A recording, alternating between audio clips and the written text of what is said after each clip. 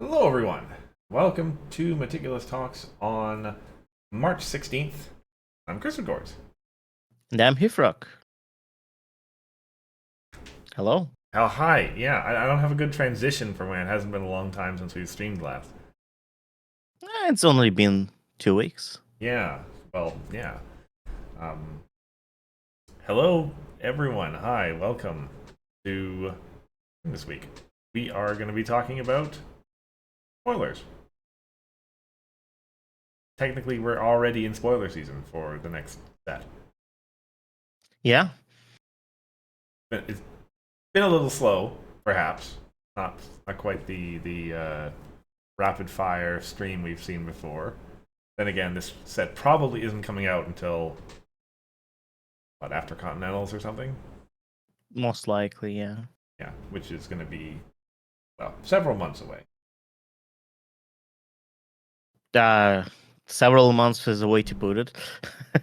Yeah, which actually it's not as much as if it is if it is at Ciderfest, then that's more than half a year still, right? Yeah. And if it is at Hour 3, it's about half a year away. A little less, but like 5 months. 5 months, yeah. If you don't count what's left of this month, 5.5 months, really. No, I think it's just 5. Anyway. April, May, June, July, some amount of August, some amount of March. Sure, yeah. Yeah. Anyway, yeah, it's a ways in the future, so not surprising that we've only seen a few cards so far, but we did see 10, I think 10, right? What we were given in our anniversary stream. It was something like that amount, yeah. Yeah. In that situation, I think we did a fairly good job of building our decks around. Yeah, I liked it. It was great. Yeah. And so we got to showcase, for the most part, kind of the general idea, granted in a Harmony format rather than in Core. But we showed off the new cards. Some of them, I think, the pink orange one, I just discarded. I never actually played it. So we had a chance to actually talk in detail about them this time. Yeah, this is a proper spoiler stream. First impressions, but not quite. Yeah, I mean, the usual for us. We're just gonna be talking about all of the weird edge cases and strange things you can do with these cards over the general applicability of them. Yeah.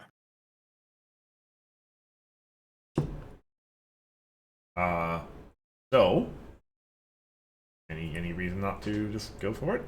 No, let's just go. Go for it. Okay, so yeah, we are gonna.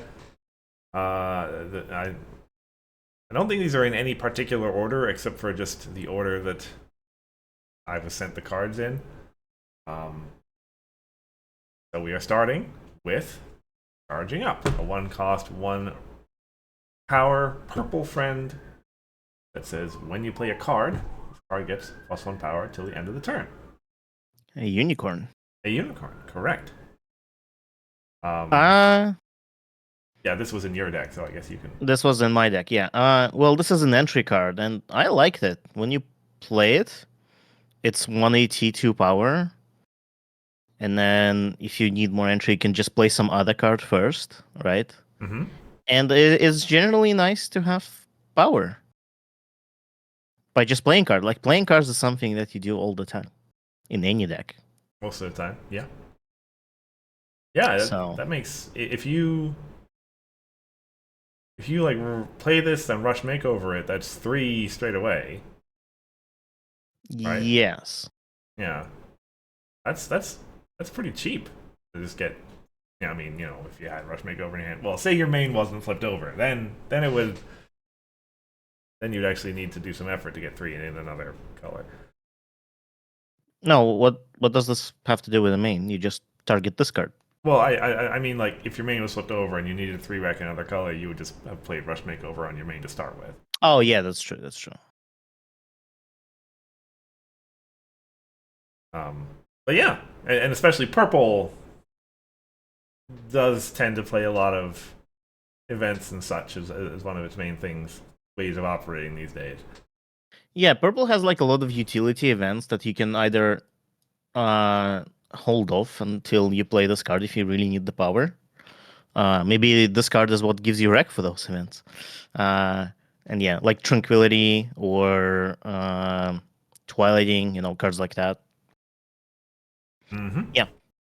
Mm-hmm. I don't know if this card goes in every deck. I think in some cases, and I hate to say it, the free power, one less cost if you don't have purple could be more applicable because it gives you just free right away and it's free forever.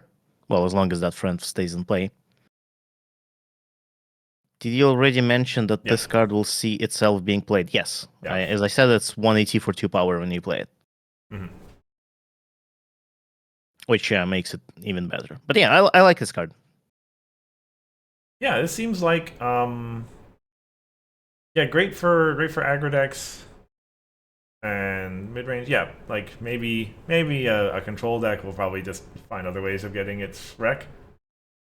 Um, but yeah, for decks that want to play friends and confront problems, pretty good. I mean, if you're splashing into purple, I think this is a good candidate, especially if you're running something like Tranquility. Well, I mean, yes. If you have tranquilities, well, I'm gonna say yeah. Like this card is enough by itself for you to play Tranquility, even if it is not powered up, charge it up. Yeah. But like, so the thing is that it provides you wreck, but only if you play other cards, which you could do. But maybe it's less incentive for your opponent to remove it because it's like, oh, it's 1 for 1, and sometimes it's not 1 power. I don't know, but from our game on anniversary stream, I enjoyed playing this card. It was much better than I thought it was. Mhm. Yeah, it also has that nice purple benefit of being plus power on your turn. Well, I suppose actually it can get power on the opponent's turn, and probably would since you're playing purple. You got a lot of immediate events to work with. Yeah. Um, but if you're doing the face-off chicken, you can Yeah, you shut can off its totally do that. power at the end of your turn. Yeah, For 180, great value. pretty good. Yeah. Next And up. it is Oh, an entry. yes. Most important. Yeah, we have another entry card coming up, the one that I got to play with. And I guess we'll talk about the implications for that when it comes up. Okay. I already said next, yeah. So, we have this orange friend with a name. What was the name? It was The Dig playtest Deeper name? when we play tested it or something like That's that. right. Yeah. So yeah, it is Dig Deeper. 6 cost, 4 requirement, 4 power. Earth Phony. As an additional cost to play this card, banish any number of cards from your discard pile. For each banished card, each card banished this way, pay 1 AT less to play this card.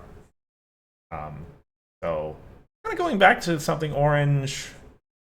I feel like it's been a little while since orange had that flavor of throwing away your discard pile to power yourself on, the same way Smart Cookie used to do. Yeah, or Still- Zap Apples. Still does, I guess. Yes. Yeah. It is. How easy is it to get a bunch of stuff into your discard pile? When score rotates, it'll actually get a bit harder. Well, you still have all of the orange milling stuff. Oh yeah, I guess. Yeah. Um. Actually, yeah, that's a fair concept. That orange can maybe do self-milled power cards like these. Yeah. Doctorate does work as long as any player is out of a deck. But I think like ultimately this card is has similar vibes to like Rescue Party or Red Delicious, where it's just a big orange friend. Mm-hmm. Because by itself, this card doesn't really like it's just a friend once you play it. The only thing is that you can play it for free potentially, or maybe for less than free, like for 180. Although I think you would always prefer to play it for free rather than spend any AT at all, Yeah. if possible. Yeah. Grandpa's brings up Tempest Ultra Rare, and good point. I forgot about that. It's been a while since I last saw that card in the deck, but it's pretty good. Like yeah, kind of as we saw in the anniversary stream, that limestone frame is actually really good. Yes. If you if I think there may actually be potential for an orange deck that maybe just plays the big stuff. Like obviously, yeah, you'd prefer big stuff with abilities, but like a lot of discounts in orange these days. I mean, it's not like we don't have anyone who plays orange decks with big stuff in them. I think it may be more than one person in the future. That's fair. That's fair.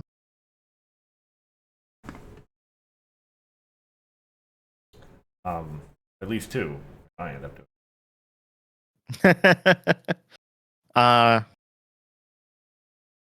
Yeah.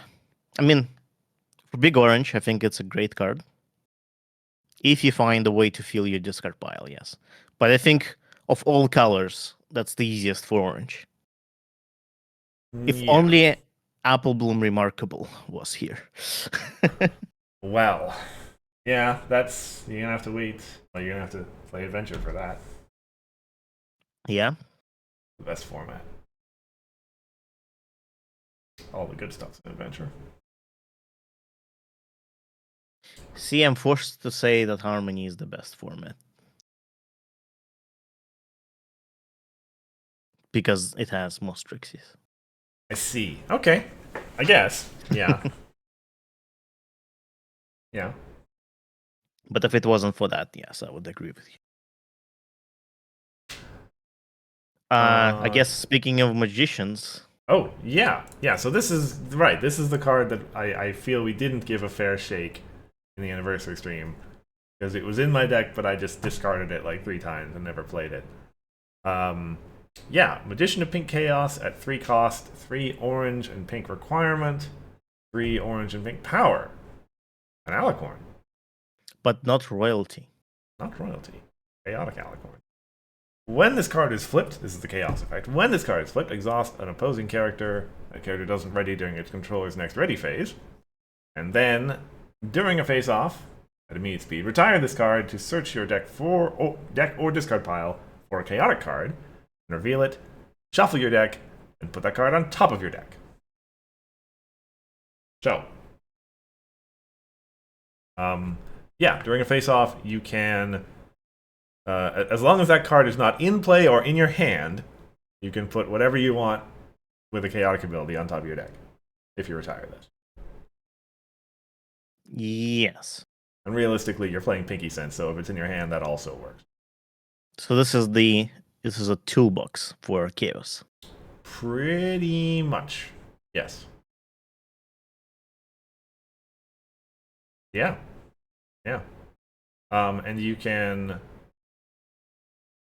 cycle this card back into your deck with itself because you can search your discard pile. I guess you would have to be playing the yellow Fluttershy that lets you put stuff into play if you flip it and can call it properly. Is that what that card Come does? again? Come again? Isn't there's a yellow Fluttershy ultra rare that says like when you flip a card, if you can name it, it goes into play? Oh yeah, there is a card like that. Yes. Yes. All creatures great and small. Yeah. I don't know. Orange, pink, yellow. That doesn't sound like a control deck, but Could be. I mean that's a neat interaction, but it's all in friends, which makes it very fragile. yeah. But it would be pretty cool. Yeah. Also, worth pointing out, this can search itself singular because you retire it and then search your deck, search your discard pile for this card, which you just retired, and put it on top of your deck. That also works. Yes. Which gives you an exhaust, which is pretty good. It's really good when you have an empty deck. Mm-hmm. Yep. Actually, I just realized this is a 3 flip too. So if you're playing like yellow Luna main, then actually this is starting to make sense a little bit here to me. Are you going to have a Luna Chaos Control now? Maybe that's starting to sound plausible.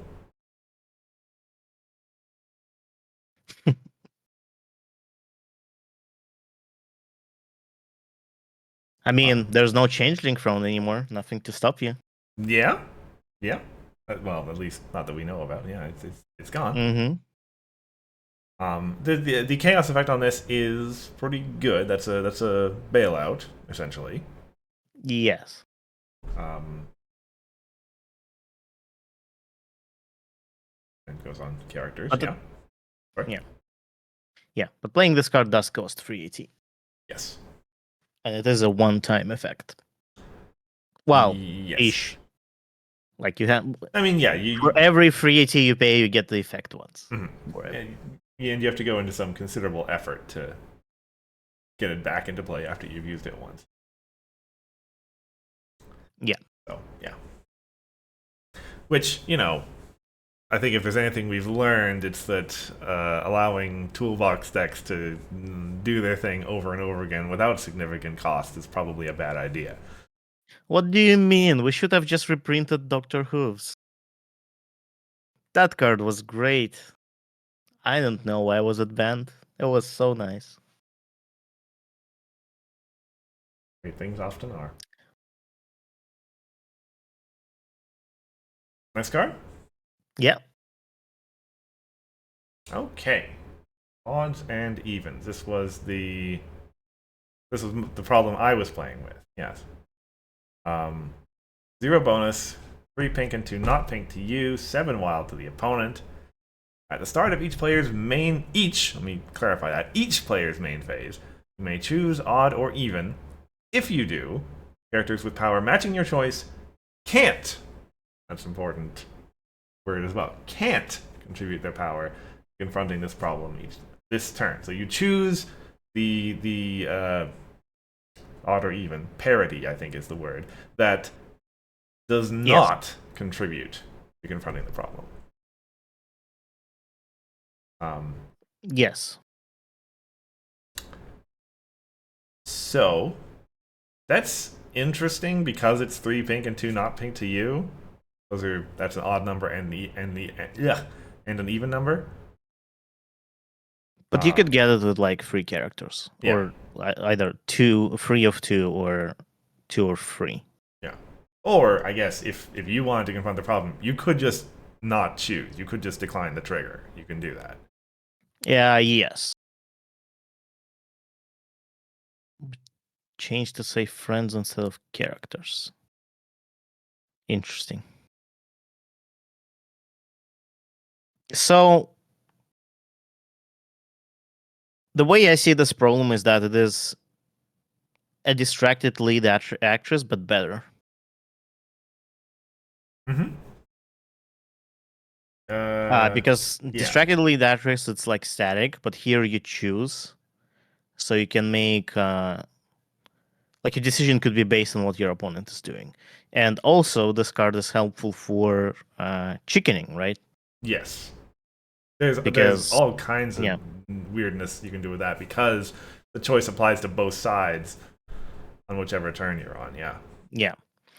For example, like if you chose odd last turn on the opponent's turn, and they decided to confront this problem anyway. They confronted with even characters. On your turn, you say even, and now they don't confront that problem, and you can confront it. And then on their turn, you say even again, so now they have to put all their odd characters there. It's very annoying. Yeah. Gee, that creates the opportunity for some weirdness. Yeah. I think if I am the opponent, I will not confront this problem unless I'm facing off. Yeah, and I mean it being a 0 bonus. seems Yeah. like a control direction. Um, decks that could benefit, admittedly. So decks that and not benefit that would be good against it. Decks that +1 power counters are pretty good. That switches the odd/evenness of a character. So orange, Cadence can do that fairly easily. So that's one potential counterplay, as it were. Yeah. GP says that odd is a little favored because main characters are generally odd powered, Mm-hmm. which is fair, but also if it's at friends, I think it's just like will result in people always using main character to confront that. Well, I mean, But I guess there's no stick anymore, so then it's harder. yeah. Um, generally, main characters confront problems anyway. So, yeah. There's gonna be for sure. There's gonna be at the start of this problem coming into play. At the start, I said there's gonna be a lot of people forgetting this trigger. This may be the new inspired. I think. The new mimics. Whatever. Yes. A good trigger, but often missed. Well, perhaps no, I was gonna say perhaps like mimics in that you can say okay, it's gonna be this until I say otherwise. Yeah, but doesn't work here. Yeah, the whole point is your ability to change it as needed.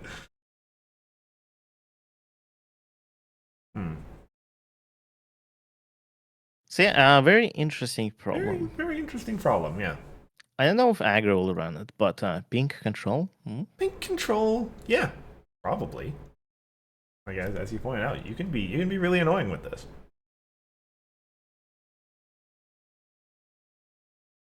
Next card. Yeah. Okay. Another card with a name.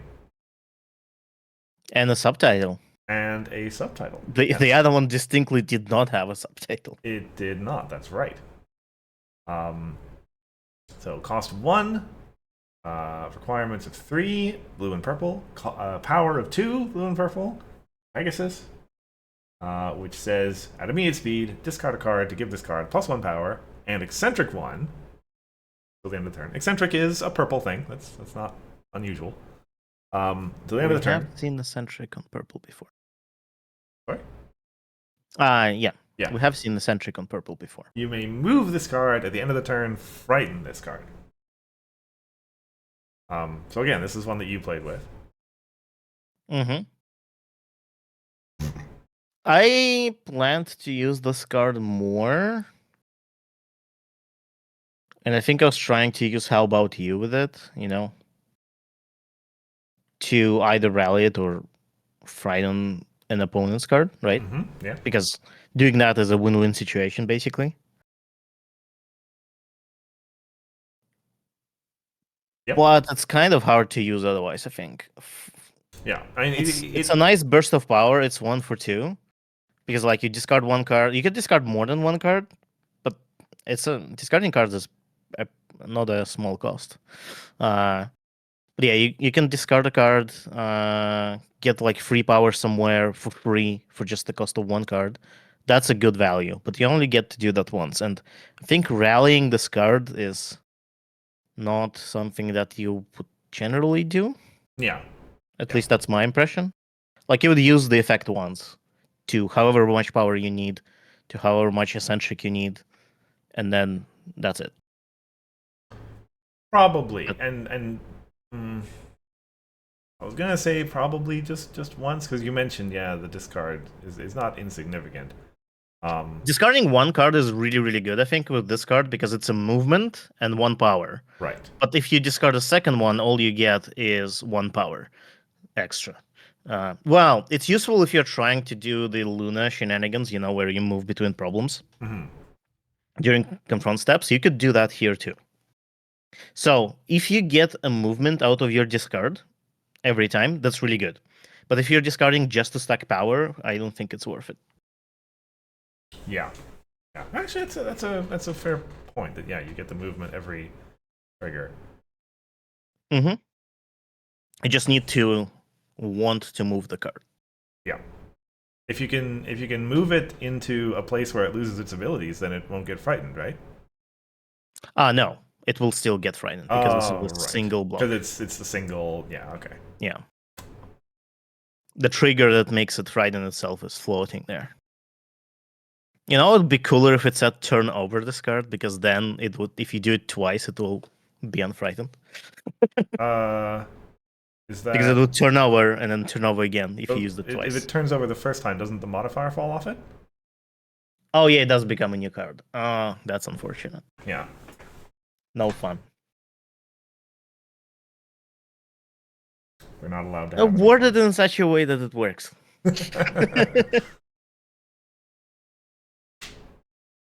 fun. But yeah, for being cost efficient the first time you play it as a 2-for-1, and then also even better for that move. Like, yeah, for blue purple aggro, this is a fair amount of efficiency. Yeah, I think for pure aggro, it's pretty good. That said, so the thing about blue purple is that aggro, and that was one of the considerations that I had when I was building the deck for the anniversary stream, is that like in an aggro deck, you don't want to run out of steam. Gas, I think they call it. Whatever, yeah. Yeah, and blue purple doesn't really have tools to draw cards. There's Right. no good way to, like the only tool you have is AT generators, right? Because those are converted into cards if you really want to.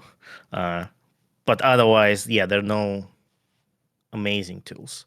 And with the set rotation, you will not have like Starlight, for example, right? Mm-hmm. So like discarding cards becomes even a greater cost than it would normally be, I think, in a pure aggro deck. Yep. Yep. I mean, all you've got is like whatever it's called now, Spirit Siphon, basically. Yeah.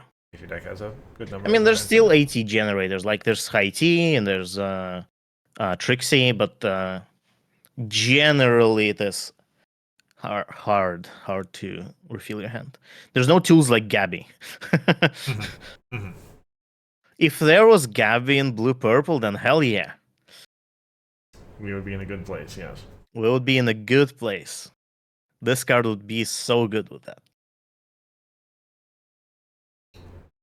But this card is still good. I like it. Oh yeah, yeah, yeah. Seems like yeah. You don't necessarily draw cards. It's pretty good.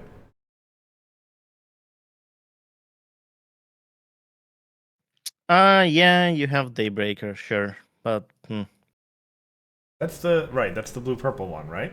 mm-hmm. Is it when you discard a card? I don't even remember. It's an AT generator. It's like when you discard a card for the first time, I think you gain 1 AT. It cannot be for every discard. That would be funny. Yes. But the idea is you get AT when you discard stuff. Oh yeah. I mean that's something. Yeah. Yeah, it makes the discard not not even free per se. You kind of gain value if you're discarding a card you don't need, because 1 AT is better than the card in hand.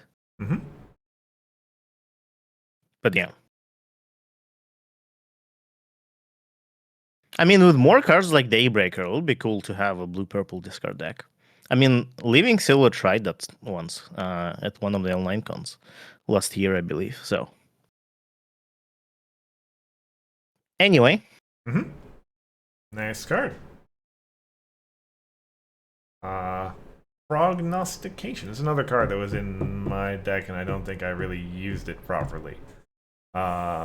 One cost 1 pink resource with 5-foot power. Goes on a problem.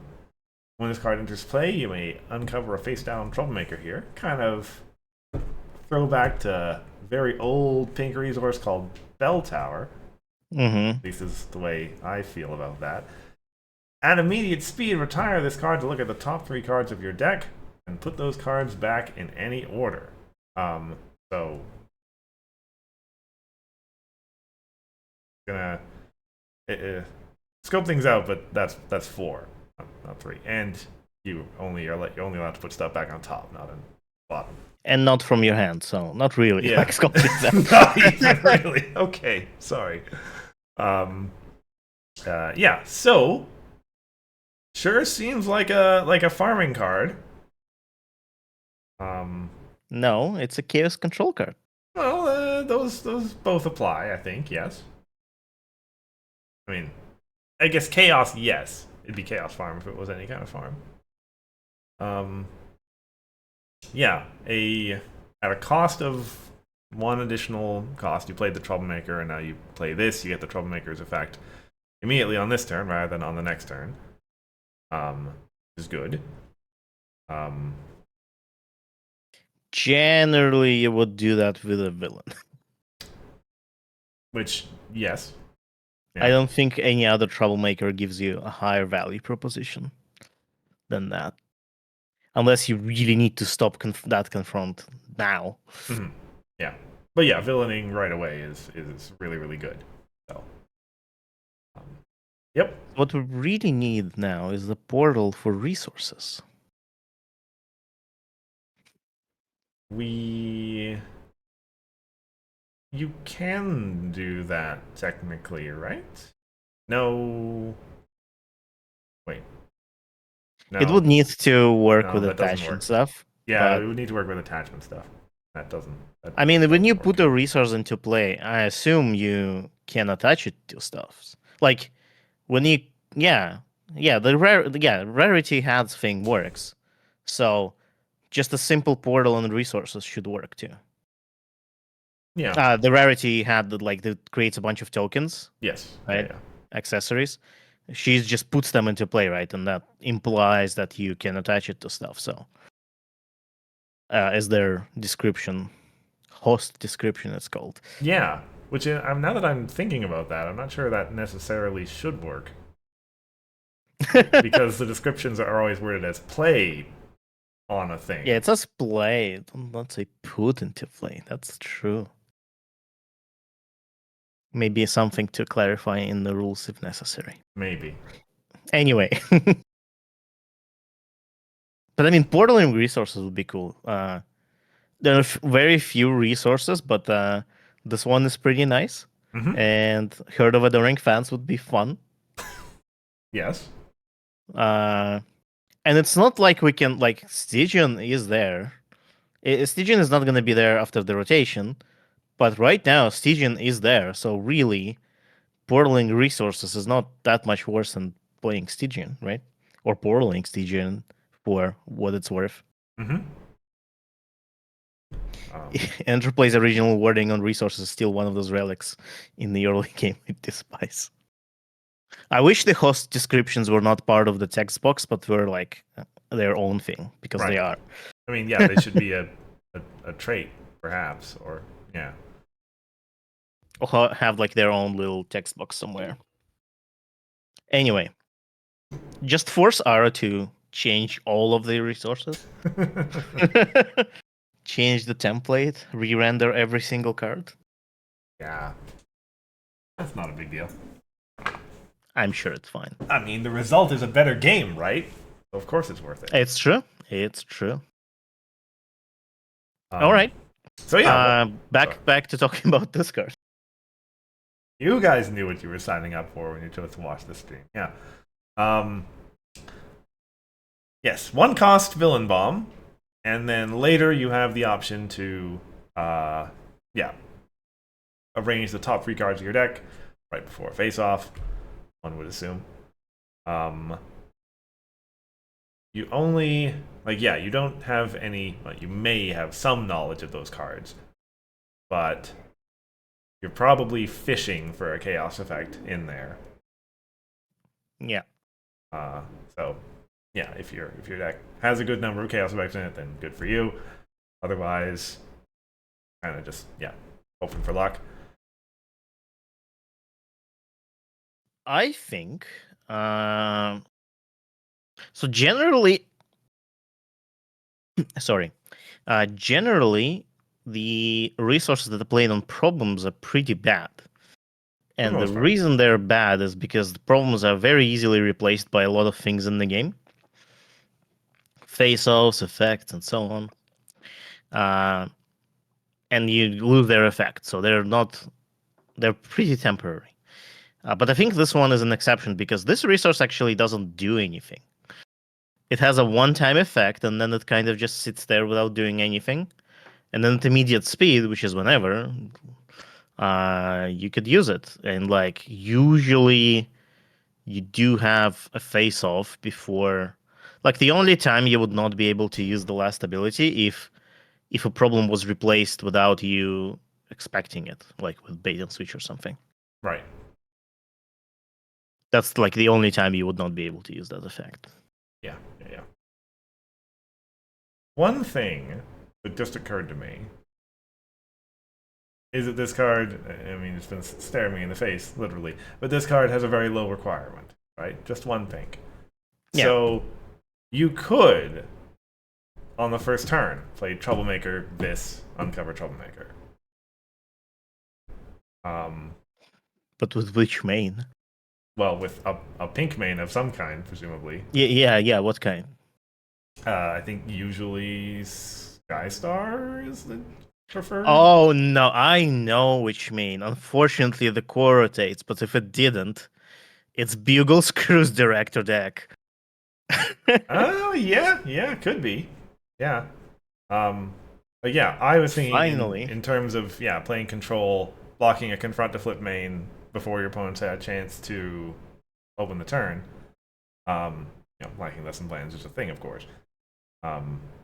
Not after rotation. But okay, good. Yeah, not after rotation. So.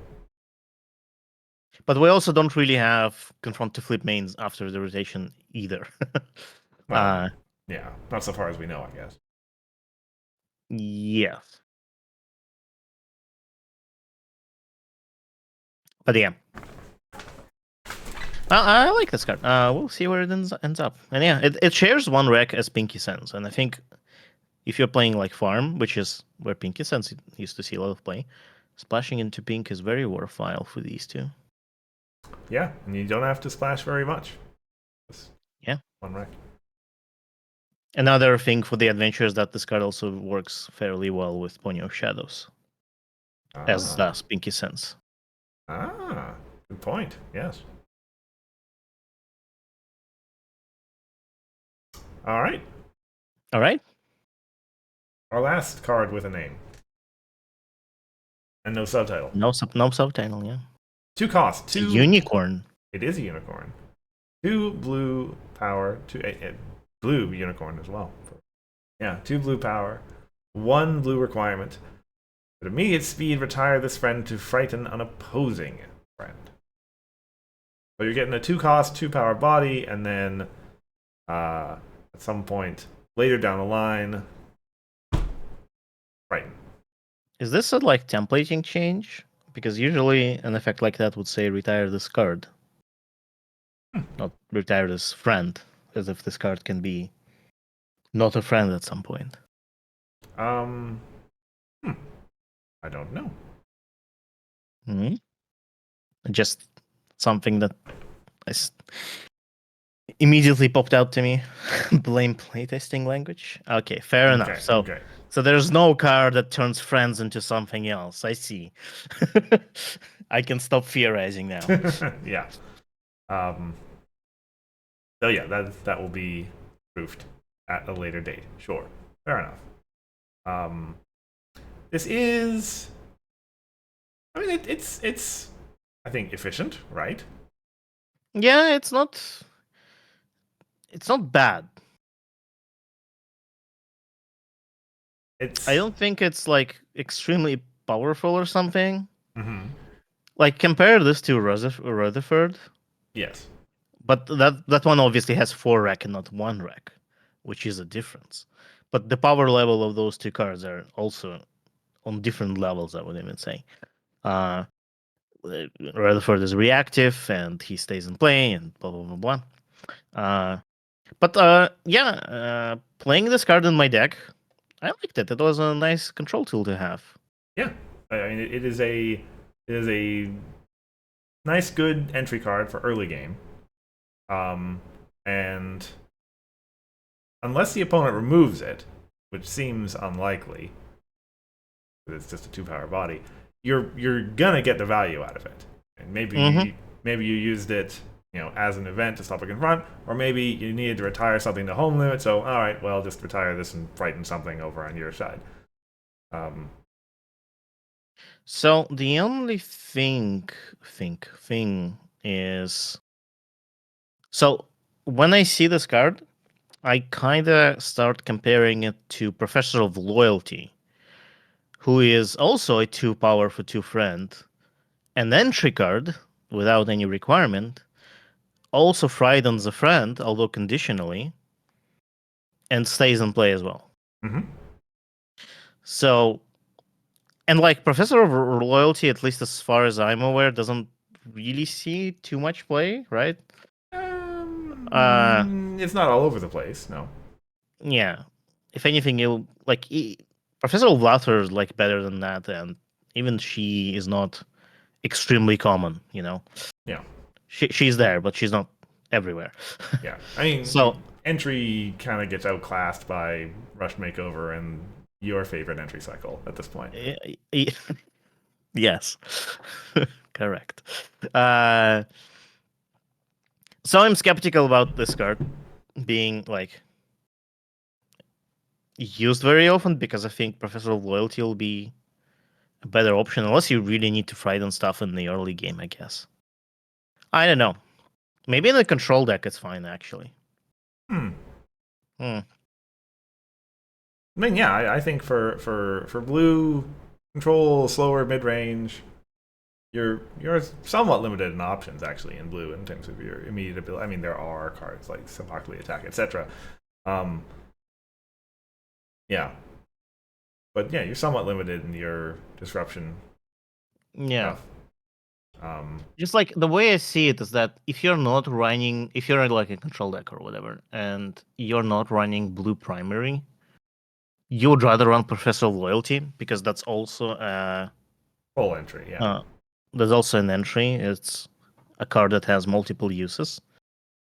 But if you're running blue primary, I guess you're running Tyrek or something as your main. Probably. And then you do Friday and stuff. That would make sense. That would make sense, yeah. Yeah. Yeah, like so, frightening blue. Yeah, like blue mid-rangey with lots of frighten. That has been a thing that's kind of sort of worked in the past. So. But also, it lost a lot of tools with rotation. Yeah. So we'll see if more stuff gets printed, and this is one of them, I guess. Yeah. Yeah. I wonder which unicorn is that scary. Find out. At some point, presumably. Mm-hmm. Okay. So, they were just here. When this problem is replaced, you may banish a friend and put that friend into play. 2 bonus, 2 purple and 3 not purple to you, 6 wild to the opponent. More portals. See, this problem should say not a friend, but a card. That would be cool. Because you want to banish problems? Sure. Yes, of course. Of course. Imagine portaling problems. That'll be cool. I think it'll be completely useless, but it'll be cool. I don't think portaling a problem actually does anything. I guess it retriggers when this problem enters play, but then you would need to have 2 problems in play that you would like. You would need Silver Stream or something, or yeah, Yes. and that doesn't work because that's a real card at that point. It's not a token, right? Yeah. This sounds like the kind of combo that only you could build at this point. But hey, it should totally say a card. Nothing will go wrong. It's on a problem. It's fine. And it still doesn't work on mains because mains cannot leave play ever. Yes. not, like, it's just you're not allowed to. So Yeah. so there's no problems saying like you just say a card. That's fine. Anyway, back to actual uses of this card. Yeah. Purple, uh, high bonus. No, this isn't a control problem. So the immediate yes, I don't really see this as a control problem. It's low rec for the opponent and 2 bonus. That's pretty bad. And so the immediate easiest straightforward application is that you get a free movement, right? The problem is replaced, and then you portal a friend to whatever new problem you get, Mhm. which is fine. It's kind of like to Griffinstone, right? Hmm. In that regard. Yeah. But that's the simplest, easiest application. Obviously, you're gonna have interplay effects. Is a portal aggro deck a thing? You could portal that card that frightens itself. That will Yeah. unfrighten it. Yeah. I would think if you're going to play Portal aggro, generally the best aggro enters play abilities are in blue. So this is a purple blue deck, probably. Yeah. I mean, so the card that frightens itself, it's not even an enters play card, but it frightens itself. So that's a free and frighten and a movement. Hmm. That's pretty good. And you can use the effect again to move it and maybe confront something else. Yeah. There might be something there. That's plausible. Yes. Is blue purple aggro gonna be a thing? I Who mean, knows? it has been a thing in the past. But does it have point acceleration? Well, yes. Not does Well, it? Lusterdon. Oh yeah, that's true. I forgot. How could I forget about Mastodon? What interplay effects do we even have? Um, Lots. Yeah. What is lots? While he's looking that up, I guess I will just say, 2 purple, yeah, 3 not purple. So you're definitely playing this in a deck with a significant outlay of non-purple cards. My bonus,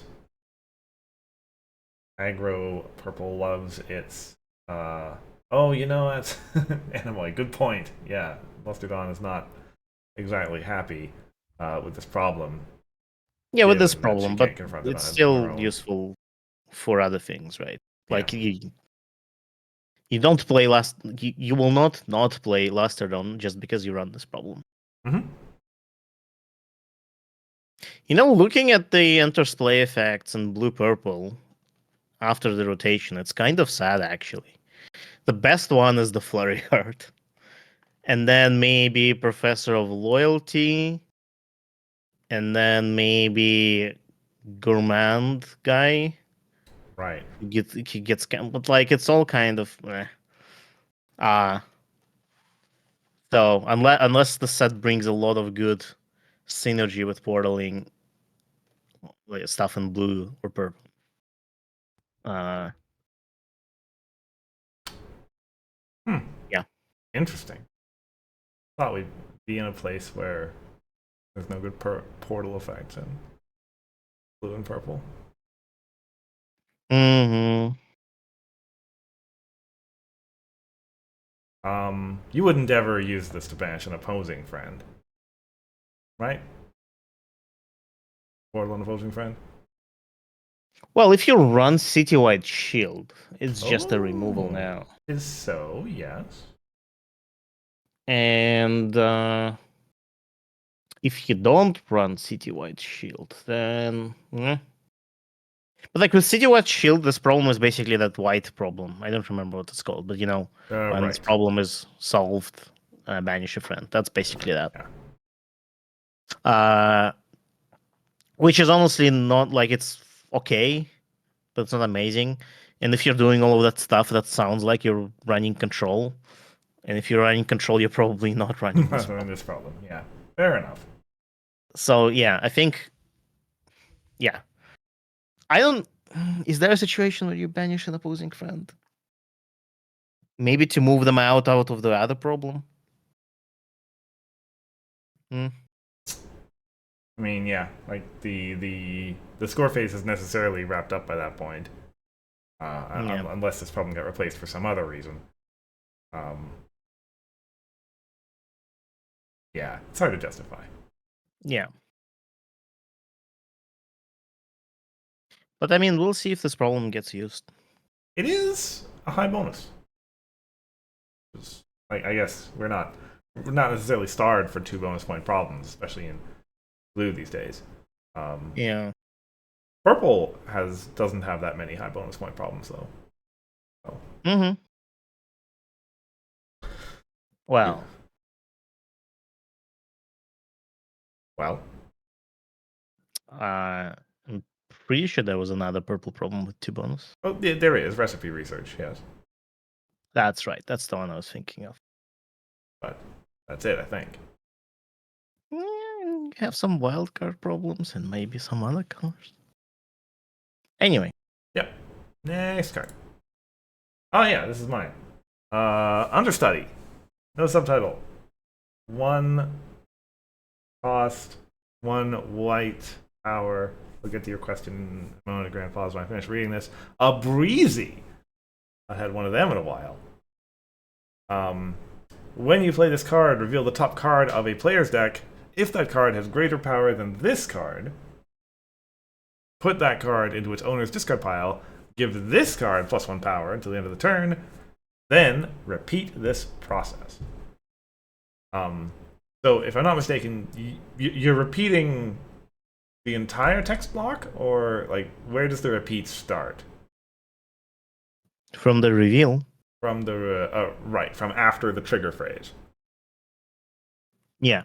Yeah. So in principle, you could choose different players for different iterations of the process. I don't know if you'd ever actually do that, but you could. But yeah, this is going to come into play. You're going to reveal some number of cards from decks. It's going to keep on growing, and as long as you're revealing stuff that's higher than where this card is, then you will keep milling cards off the decks. Until eventually you reveal something that's either the same or less power than this. That card, make sure about it, yes, that card will go back onto the deck. It will not get discarded. And this card will have as much power as it has till the end of the turn. Yeah. So, given the relative power levels of cards, it seems it is extremely likely this will have 2 power, at least, when it enters play. Moderately likely it will get to 3. Beyond that is possible, but probably shouldn't be counted on. Play it with big orange. Well, yeah, that's how you get cards into discard. That is one way to do it. Yes, you play it in it. your deck with lots of big stuff. You use it to mill yourself, and now you have stuff in your discard pile. That is a very valid way of doing it. Orange-white is also traditionally the reanimator colors. Play it against big orange. Also reasonable. Well, yeah. If it's a straight big orange deck, it doesn't have a lot of ways to. Well, yeah. If you can mill off a significant portion of their deck, it's not bad. In core, there is no way to cap this card's power like the way that I did it in Adventure, which is probably a good thing, honestly. With Starlight? Yeah. Well, not yet anyway. Maybe there'll be something printed. I think it's fine if you can do that. Like, I think it's okay. Well, I guess you mill your opponent's deck, mostly. Mm-hmm. That's the problem. But if you would, like, if somehow you would only be able to use it on your deck, then it'll be fine. Oh, scary story. You know, Prism Light might be right. Remind me, what does that card do? Sets the power to 0 until the end of the turn. But it can only choose the opposing character. So the opponent would have to play it on you, which will never happen. And it happens in, like, this is the trigger. So you cannot even but this is do it. trigger speed. There's no reaction effect that works. 2-card destroy every farm deck is an issue. Nah. It's fine. Yeah, Scary Story will not work because of timing and because it is an opposing character only. You cannot Scary Story your own it would need to be either a continuous modifier, yes, like what I did with Starlight, or some other trigger. Yeah. And, obviously a continuous modifier that takes away this card's abilities doesn't work. Then you just end up with a 1 power, 1 cost red.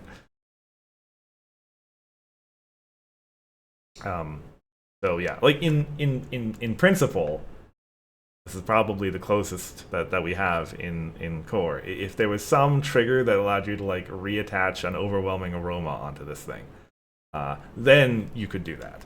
But that does not exist right now. Are you sure that does not exist?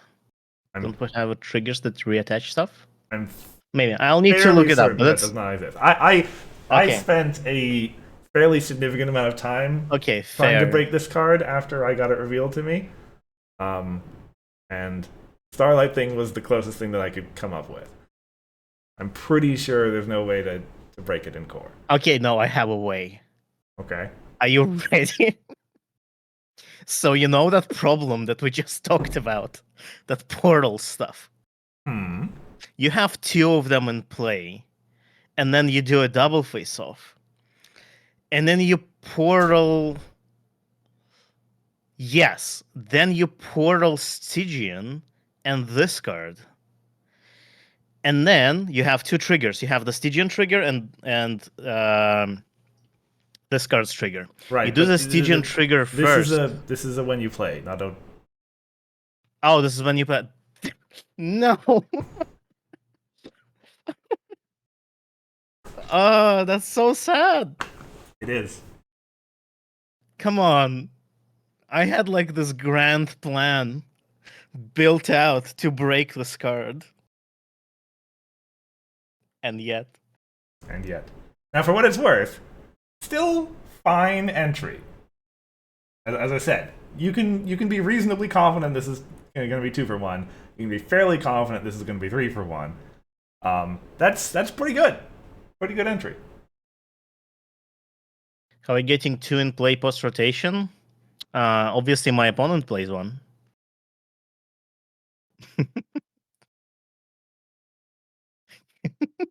I had everything. I know that Silverstream rotates. As I said, obviously your opponent also plays that problem, and you have 2 of them in play. And they banish the right friend. Listen, I don't care if it's viable or possible in a real game. I only care if it's theoretically possible. That's what I'm going for.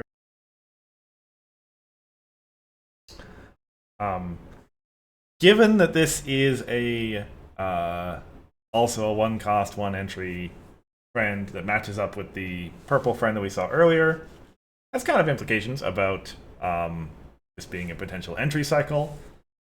Yeah. Kind of themed, I suppose, around being 1 cost, 1 power, but having some mechanism by which to gain power. I think as an entry card, the purple one is a little better than this one because it can still gain power later on. Yeah. And it's not as random. Like you control what kind of power you get from that purple card. You don't really control this card. Yep. Well, the best control you have is your own deck, I guess. But this card does have utility of milling besides just being an entry. Yeah. And as we pointed out, if you're using it to self mill, you have some amount of control, given you know what's in your deck, and you can probably guarantee at least a 2 or a 3 if you want from it. Well, actually, you can't guarantee anything. There's always a chance you reveal one of these again, and then you're stuck. That's really unfortunate. Yeah. But yeah, cool entry. As I said, when I first had this card revealed to me, it like consumed my whole afternoon, uh, thinking of ways to do cool things with it, which I like. While I see new cards. Mm-hmm. Next card. Yes. Okay. Wormhole. Cost 1, 3 power in 3 flipping power, 3 requirement in purple. At main phase, banish a friend till the end of the turn. Any player may pay 2 AT. If they do, banish that friend instead. So this is. It can be the purple equivalent of that white event that just banishes something. Petit sneeze. I was thinking of the other one. Uh-oh. That works. Yeah. Or it can be a single cost, sorry, one cost Luna's Future. Well, just that one verse of Luna's Future. Yes. Which is pretty good. I mean, to be honest, right? Nobody really used the third mode of Luna's Futures. It was either resource removal or this. And this can be useful if you build your deck around it. And I think the fact that your opponent could pay 2 ET is not too bad because you will just not play it if they can do that, right? Or you want them to get rid of their AT or something. Like, usually you would play when they have less than 2 AT. Yeah. So they cannot activate it, no matter what. Yeah. And the versatility of just being in removal when you need it to be is nice. It's free AT for banish is not too bad. Hello? Grandpa has I think he's objecting to something you said. Go review BAMP stream last year. What do you mean last year? Last year did not exist. Oh, perhaps he's talking about the Luna's Future Future's thing. third mode? Yeah. No, Luna's Future's third mode doesn't exist, just like last year. Well, I mean, I've actually played it for that. The third mode is the counters, right? Yes. I mean, I have played the counters too. But, come on, 90% of the time, nobody uses that mode. I have put counters on a Troublemaker with Luna's Futures in the past. But no one uses that mode in Luna's Futures. These statements are in no way mutually exclusive. They're not. But yeah, I really like this event. I wish it was immediate, though. Imagine if it was immediate. That would be so good. Bump the cost up to 2. Remove the second part. Remove that bit. Just turn it into Portal. Why not, right? But like, even without removing the second part, just like, well, I mean, because it's until the end of the turn, it's not as useful as a portal at immediate speed. But if it was like a portal with the second part, it would be kind of cool, no? Honestly, yeah. But yeah, so there's also more CTY shield shenanigans. Yeah. Even though this card has that built-in, kind of. Yeah, I mean, there's enough in there that's starting to become fairly viable. I think. I mean, there's enough portal effects now, kind of, sort of. That yeah, using shield as your removal engine in a purple deck, starting to sound plausible to me. Okay, so now we need a friend that when it enters play, it portals a card and also has Meticulous too. And it's a white-purple friend with 2 power, and maybe 4 AT because the effect is kind of good. So, I mean, portals, right? Not. I mean, Not banish, portal. yeah. Old money, except you need a shield. Is what you're saying. Yeah, pretty much. I wonder if that would be. That's probably a little too far. But that's actually like. That's getting It would better. not be as good. The It would thing not that be was really nearly as good. Yeah. Yeah, the thing that was really good about Old Money is that you could portal her. Newspaper. That's what I'm working for here. Collecting newspapers. And hissing sounds. But yeah, you used this in our match, and it seemed reasonable. Yeah. And 180 is a good cost. 180 does not feel bad to spend, you know? Mm-hmm. Doesn't seem like a lot. So that's all of the cards, right? Well, I mean, that's all the cards we had for our anniversary stream, but there's still 2 slides left Wow. with pictures on them. Are they pictures of Trixie? No, I'm afraid. Although maybe No. I should just put some extra Trixies on the end of one of our streams sometime.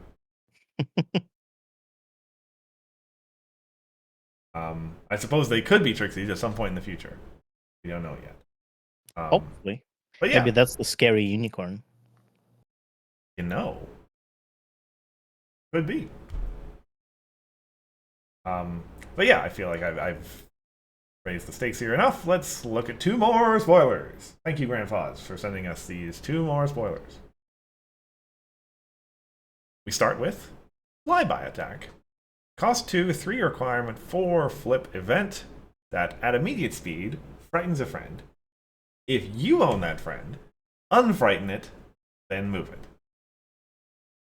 So, when played on an opponent's friend, it is Sepakli attack. Sepakli attack. When played on one of your friends, it is a 2AT move with some extra benefits. You get to remove any bad resources on them. Any resources on them you don't want to be on there. You get to make modifiers fall off of them if there are modifiers affecting them. Like, say, a limestone pie or something. Well, I was more thinking control. Like if somebody took a control of your friend, Oh, yes, that too. you get it back. Yep, that also works. Which doesn't happen often right now, right? I guess there is Wait, does Cozy that Glow, right? work? Yeah, it does. When you frighten a friend. But when it gets frightened, like, does this card's modifier stop affecting it then? Like unless it is, it's kind of ambiguous, but well, it's not really, but it's not. How do I say it? You know, portal also works despite the fact that the card changes zones because like the portal otherwise does not work.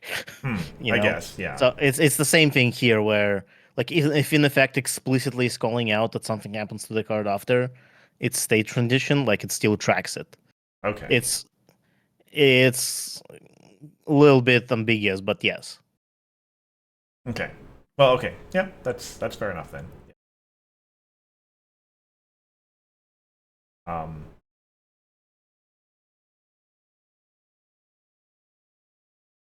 Oh, wait. So Grandpa says that rule has been updated. But then this card doesn't work. Well, this works fine if they have control.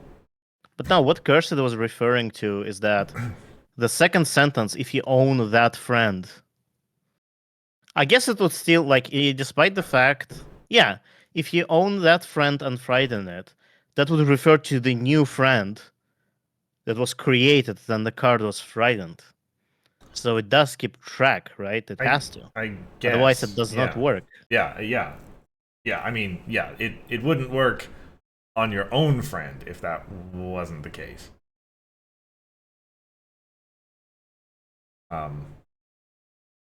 So yeah. So anyway, yes, good versatility.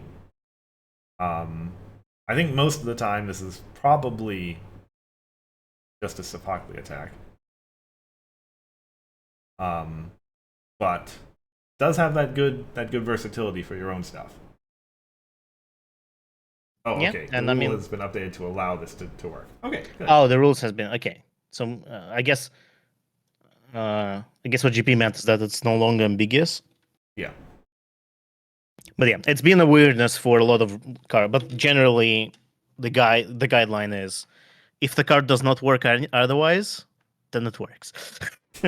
Yeah.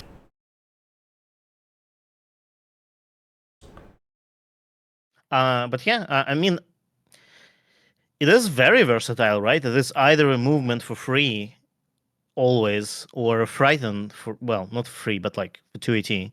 Mm-hmm. Or a frighten, which is, I think, most of the time is good. Like, it is just a straight up better than a Sepulchre attack. It's just an upgrade. Yes. I don't remember if Sepulchre attack had 2 requirements, so maybe that's the change. I think it. Yeah, it did. Okay. So yes, it has 1 more rec, but has 1 extra effect for that, which is really, really good. It expands what you can do with the card basically twicefold, at least. That's in addition to the fact that you can take back your friends from your opponent and so on, which is more of an edge case. I think generally you will just use it as a frighten or movement. And given that Sepulchre attack did see play, not even on occasion, I would say fairly frequently. Yep. And it's pure blue aggro tends to rely more on stop fighting these days, which will rotate out. but that'll rotate. So yeah. Yeah, I think this is a great card. I think so. And those edge cases, while they may be edge cases, are what this stream is all about. Yeah. We shall talk about. Yeah.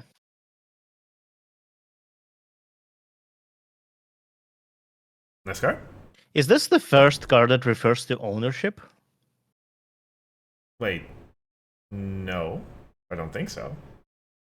What is the other one? Like what? Like how do you mean?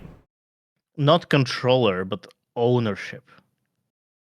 If you own that friend. Did we ever have a card with own before? I feel before? like there must have been a card before that did that. So, searching for the word own, there is Zikora, Curative Cache.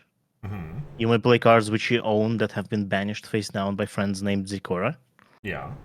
Makes sense. So that's not the first card though, I think. Yeah, I thought Journal. Yes, that's the only card. Oh, Journal. Let me find Journal.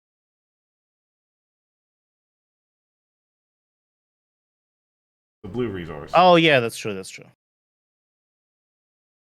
But Zikora is the first one. Oh, and Journal, I guess, was in the same set, so never mind. They're at the same time. Yeah. I was pretty sure that word Still own had been.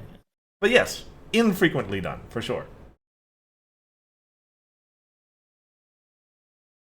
All right, next card. Next card. Probably one of my favorites that I've seen in a long, long time. Wibbly Wobbly, 3 cost, 3 pink, 4 flipped power. Played to your home. You may perform your Troublemaker phase, main phase, and score phase in any order, with the caveat that you must perform the steps in the normal order and may only perform each phase once per turn. We can't start playing Magic and have 2 main phases. Be cool. Would be cool. So, which orders are best for certain decks? Well, for farm, you do main phase and then Troublemaker phase. Yes. And then score phase. Yes. That's the order for farm, I think. Yeah.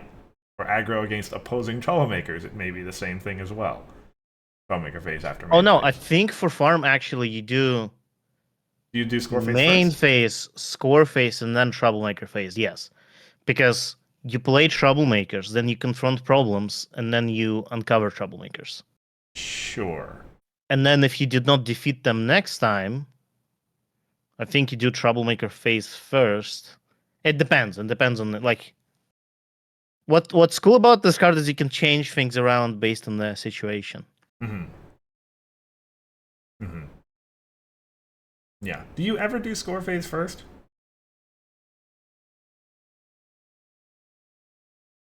Like, I think maybe would a combo deck ever want to do score phase first? And then you know how many points you need to combo with? I don't know. Maybe it's hard to say. Prismlight asks, do all of these cards go into Pancake's farm deck? Maybe. I don't know if this is a guaranteed inclusion in I the don't think. farm Yeah, deck. this card is not a guaranteed inclusion into farm deck. The other ones probably. This one, maybe, but not as much. Maybe. Yeah, like this is a card that it seems like the kind of card that's really, really fun to think about. I don't know if it's necessarily going to be an automatic inclusion in anything, though. It'd be cooler if it lets you reorder ready phase as well. Yeah. I know why we cannot do end phase. That's fair enough. But I think ready phase, there's no harm reordering it. Probably. Maybe. Well, I mean, so the thing is that you are in some situations already allowed to take more than one ready phase. Sure. This would not. This would actually prevent that from happening. It would, yes. Although it is a clarifying text there, not a rule text, so I don't know if that's necessarily like if another card lets you do multiple phases. I think that would override this, because it is just a reminder text after all. Yeah, like actually, yeah, just being reminded. Because so there is the card, the Fluttershy, that lets you make your opponent skip their Troublemaker phase. Yes. That I think would work fine because that's reminder text. Yeah. Yeah.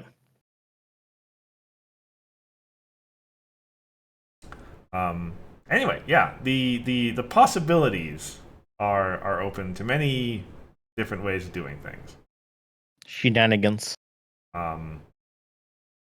Like, doing main phase before Troublemaker phase is something people have been wanting to do basically from the start of the game. Back in the days when you wanted to be able to do stuff before you challenge your Troublemakers. But this is fairly expensive at 3 AT. Requires a fair amount of rec. And it is just a resource. Yeah. Can be easily removed. So what happens if somebody removes it mid? Oh, like, right. You do your main phase first, and then somebody removes this card during your main phase. Then what? Do you go to your score phase and that's it? You didn't have a Troublemaker phase? That's a really interesting question. I think that's what happens. I'm pretty sure that's what would happen. Yes. So wait, Yeah, if you what happens if you do score phase first, then main phase, and then remove this card yourself? Do you get another score phase?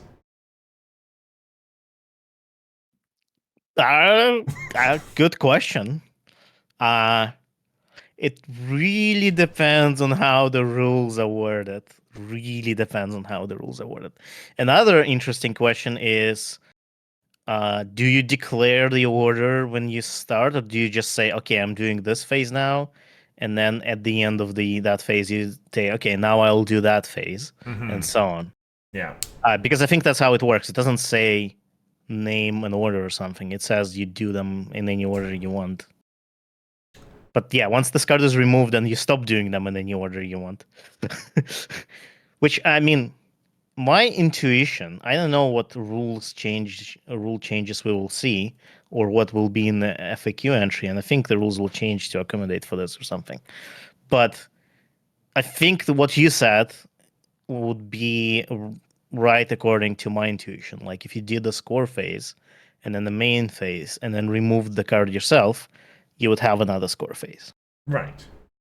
Like that would make sense to me if that's how it worked. Yeah, because It would also be really cool. we're treating each of these little chunks of text in the turn order as kind of movable, shuffleable.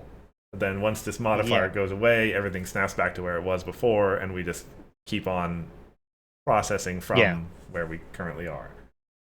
Yeah, that's the way I think that would work. Which, yeah, it's interesting. Yeah. I mean, I don't think so. If it worked the way that you described it would work, where you get 2 score phases, is that really that much worse than a lunch break? Like, I think it would be fine. It could be fine. Like if you were playing, That will not be the case. yeah. I mean that's not going to GP be always the case. ruining the magic. Always ruining the magic. Yeah, yeah. Like worst case scenario in that sense, especially for someone like you, at least that's what I'd be afraid of you doing, would be you have alternative solution out, and you, like, yeah, you get to score like 4 extra points, having an extra score phase. Yes. Which is pretty good. You would warp to end phase.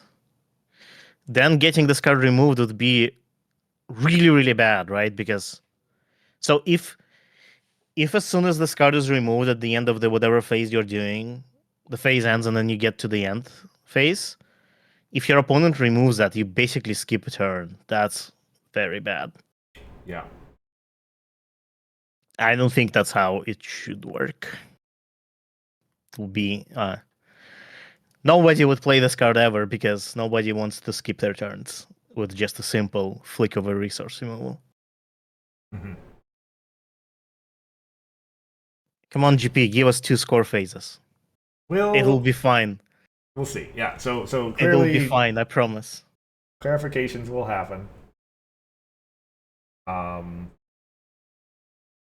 I guess so if I was to fix the 2 score phase problem, I'd probably make it so it worked this way. You did any number of phases, and then whichever phases you did out of order, you skip them, right? So for example, if you did score phase, then main phase, and then somebody removed the card, you would still do the troublemaker phase, and then you would not do main phase because I already did that, and then you not do score phase because I already did that, and end step. Yeah. Well, maybe if you like, if this kind of had the wording that you kind of touched on earlier, where instead of this being a continuous modifier, it's a trigger at the start of your turn. You say which order you're going to do the phases in. Yes, That would work then. yeah, that would work, but it would make this card a little worse because you cannot change the order on the fly. Yeah. But it is, yeah. I think we're getting something extra getting dropped on us.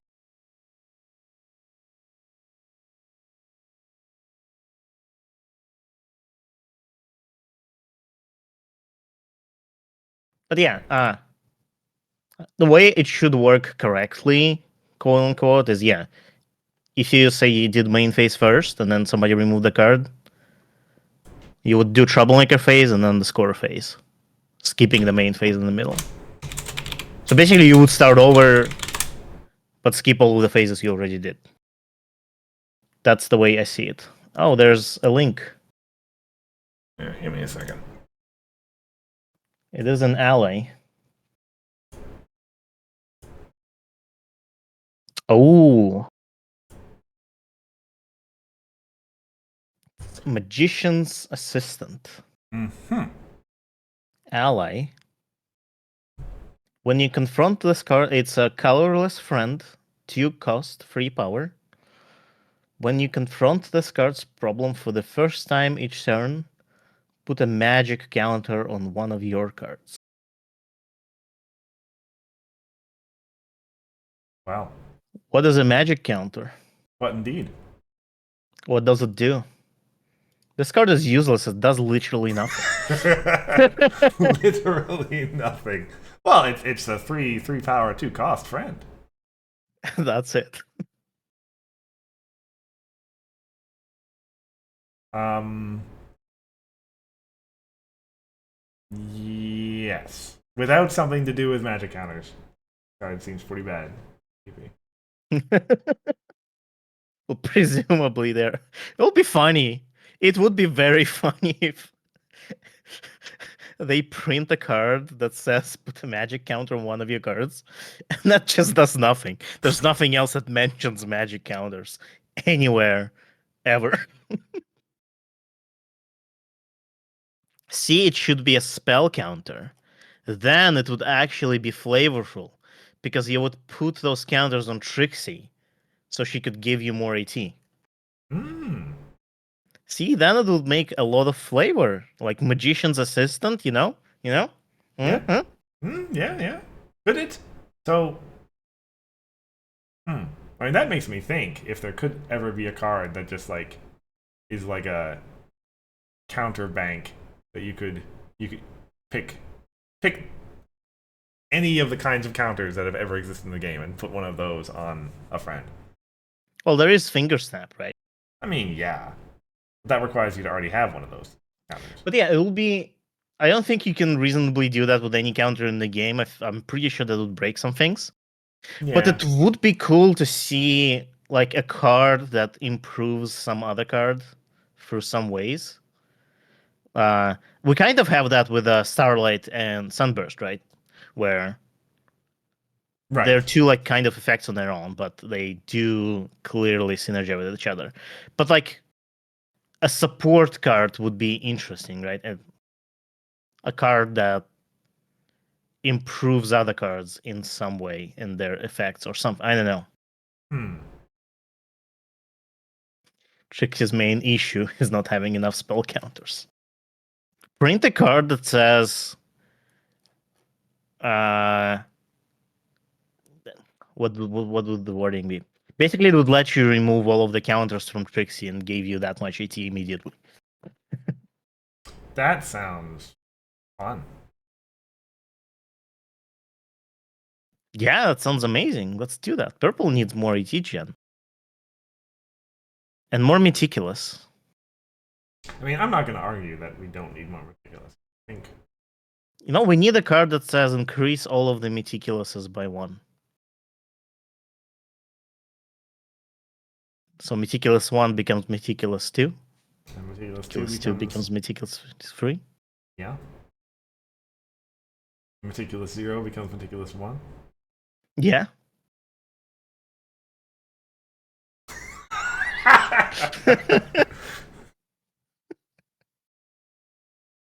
Not a bad policy, Grand Plus, honestly. Wow, okay, I see. I I mean, see. I have to keep listening, obviously, because I need to come up with a witty retort, but Everyone is against me. I see how it is. I have the best card ideas because they usually involve tricks.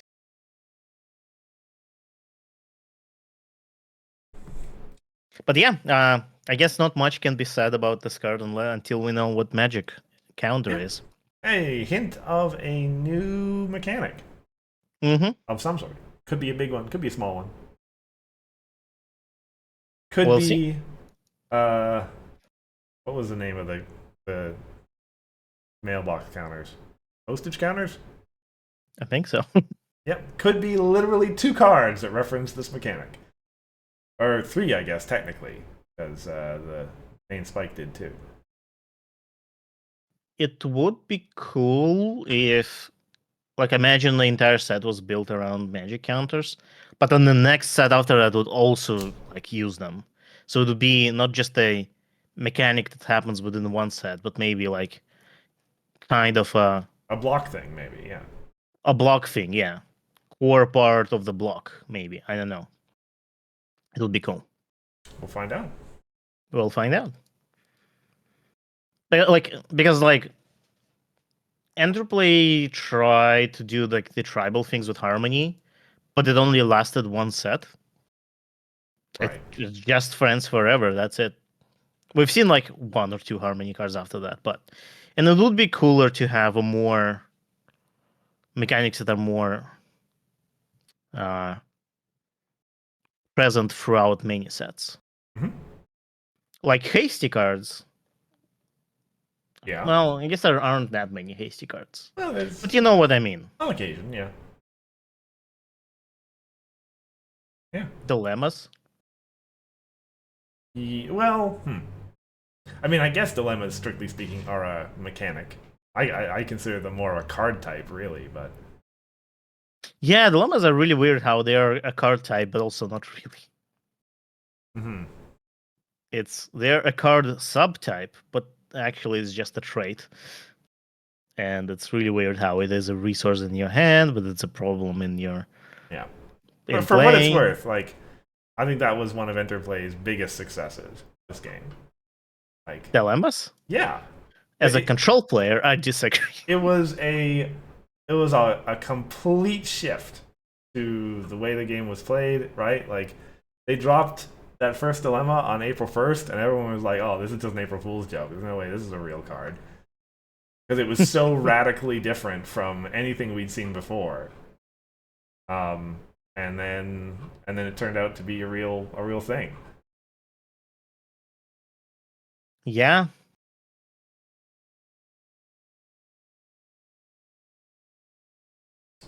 But I do think the game would benefit a little bit, at least as far as new player confusion goes, if dilemmas were their own card type. Probably. People ask very often whether, like, oh, when it's in play, is it still a resource? Can I? But it says resource on it. Can I play my resource removal on it? Nope.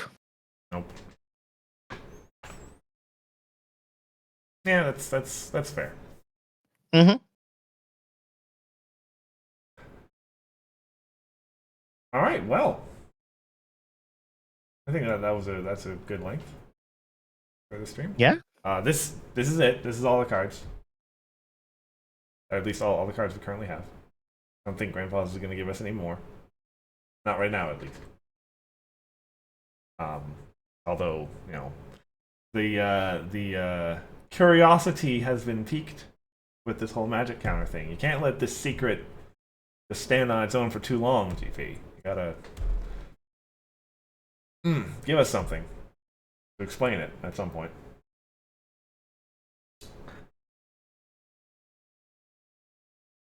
Anyway, that is going to bring us to the end of our stream for this week. Thank you, everyone, for coming out and attending. 2 weeks from now is BabsCon. So there probably, well, no, there will not be a stream 2 weeks from now. Definitely not. Definitely. But there will be a stream sometime after that. Yes. Probably talking about the BabsCon results. Most likely. Yeah. The new cards that we talked about, that we revealed here, the 3 of them, they will, of course, be going into Discord as soon as we're done. Otherwise, did you have anything else you wanted to say, Hithrock? Print a card that says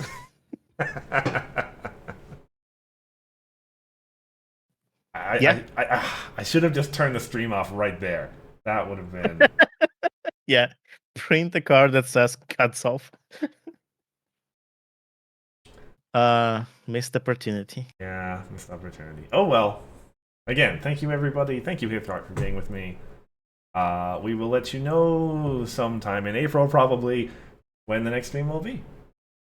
Till then, I've been Cursor Chords. I've been Hifrock. Bye. Bye.